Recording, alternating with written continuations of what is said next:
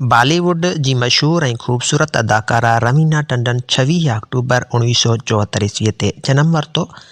हिन अदाकारी कई त मॉडलिंग बि कई आहे। खेसि हिन वक़्त ताईं हिकु नेशनल फिल्म एवॉर्ड ऐं 2 फिल्म फेयर एवॉर्ड मिलिया आहिनि। हिन उर्दू फिल्मनि खां सवाइ तेलुगु, कन्नड़ा ऐं तामिल फिल्मनि में बि कमु कयो आहे। हिन मिठी बाई कॉलेज मां इंटर कई ऐं उन दौरान खेसि फिल्मनि जी आछ थी, जेका हिन क़बूल कई। हिन पहिरीं फिल्म 1991 ईस्वीअ दौरान सलमान खान सां पत्थर के फूल कई, जंहिं ते खेसि नए चेहरे जो फिल्म फेयर एवॉर्ड मिलियो। उनखां पोइ 90s में ई हिन काफ़ी फिल्मूं कयूं, जिन में दिलवाले, मोहरा, खिलाड़ियों के खिलाड़ी, ज़िद्दी, बड़े मियाँ छोटे मियाँ शामिल आहिनि।